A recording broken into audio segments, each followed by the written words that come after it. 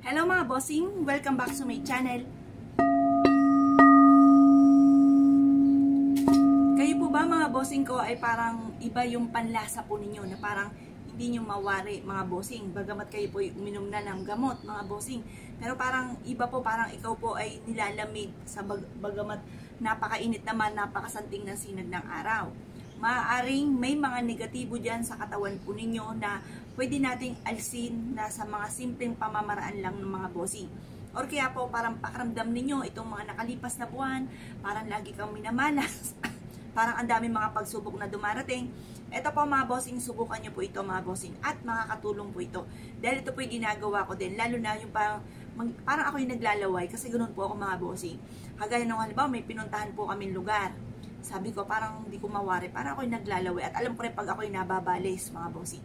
Parang naglalaway ako na hindi ko mawari. Ngayon pa mga bossing, yung pala doon sa pinuntahan namin bahay, sa lugar na yon ay dati parang, yung pong, hindi ko alam kung pwede sabihin dito, yung, alam niyo, yung mga yumayaon na, yung mga ganun mga bossing. Yon, meron palang ganun doon. Kaya pala ganun ang aking pakiramdam.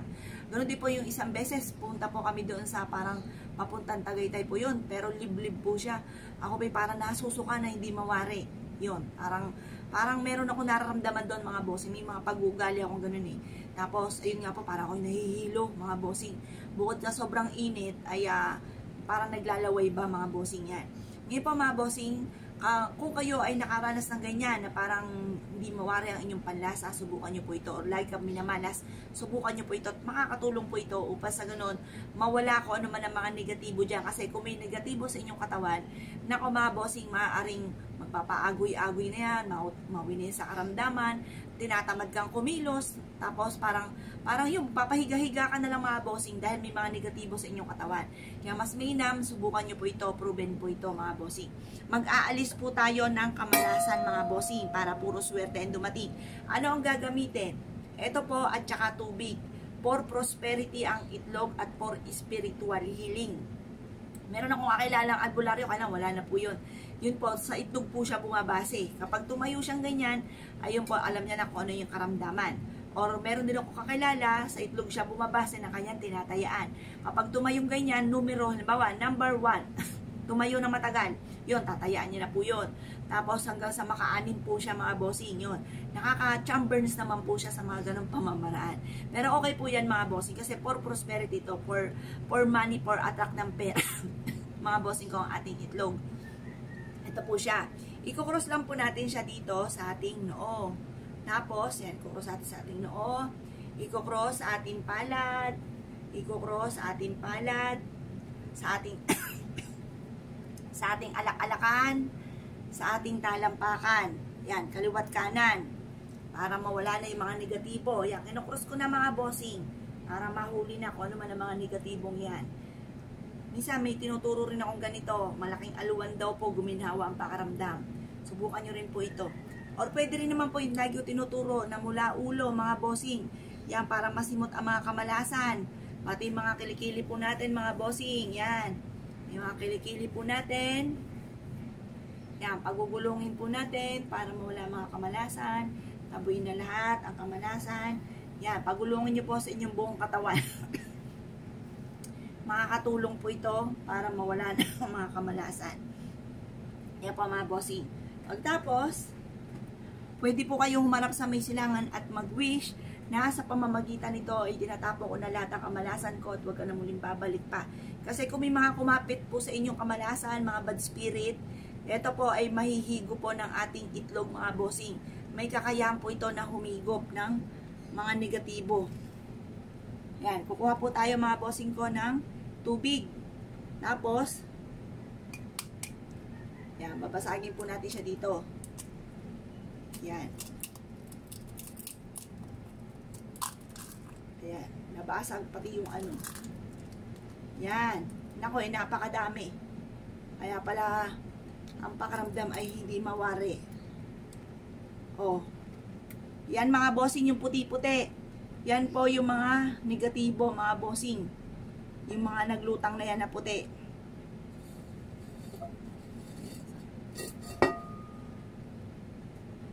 O yan mga bossing.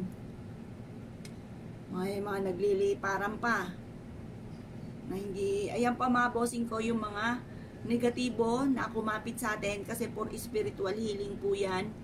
Itong ating egg. O may bilog pa, o mga bossing o. Yan o, may bilog. Yan. Yan pa mga bossing ko, yung mga kamalasan na nahigop. Mga karamdaman na nahigop. Yan mga bossing. Oh. Meron pa siyang bilog dito. Hindi masyado makita sa video eh.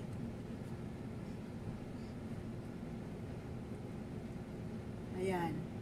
Ang daming bilog-bilog mga bossing oh. Bilog-bilog. O yan mga bossing ko. Isa ito sa mga pamamaraan para maalis yung mga negatibong enerhiya na kumapit po sa atin. Mainam na makagawa kayo ganito mga bossing. Para kung parang feeling nyo ay lagi kayo minamalas, sa pamamagitan naman nito, magtutuloy-tuloy ang pasok ng swerte. Parang mas lamang mga bossing ko yung mga nakalubog na bilog-bilog. Ang daming bilog-bilog mga bossing. Tapos, konti lang yung mga nakalutang na ito mga bossing. Yan po yun.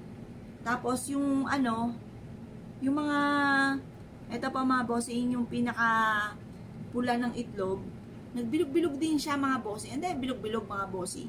Yan, ito naman may mga nakalutang din na tigitisang ano, yan yung mga bad spirit daw. Yung sa puti, yan, nagpapakita yan ng mga bad spirit. Kagaya nitong lumutang nito, yan, nahuli na po natin mga bossing. Yan pa mga bossing, kung parang hindi nyo mawari ang inyong pakaramdam. Nung isang araw ko pa ito gustong gawin eh, ngayon ko lang siya nagawa mga bossing. Ngayon pa mga bossing, ito ay proven. Kasi ako ganito rin, parang tinatamad ako, parang pakawari ko ako ay tatarangkasuhin. Subukan nyo pong gawin kung kayo po'y ganyan din ang inyong panlasa, lalo-lalo na sa mga panahon ngayon. Kasi bago ka mag-take ng gamot, or kaya nakapag-take ka na, tapos parang iba pa rin yung panlasa nyo, maaaring may mga bad spirit na kumapit po sa inyo na kailangang alisin lang po natin. Kaya kung kayo naniniwala sa pamamagitan lang ng isang itlog ay makakatulong para guminhawa ang inyong pakaramdam, or kung halimbawa man ay para kung meron kayong hindi nakikita at nakakapit sa inyo pero nararamdaman nyo po siya, makakatulong po ito mga bossing. Subukan nyo na po itong tubig at itlog. Ngayon pa mga bossing, kapag nagawa nyo na ito, pwede nyo na po siyang lagyan ng konting asin, tapos itapon nyo sa may lababo.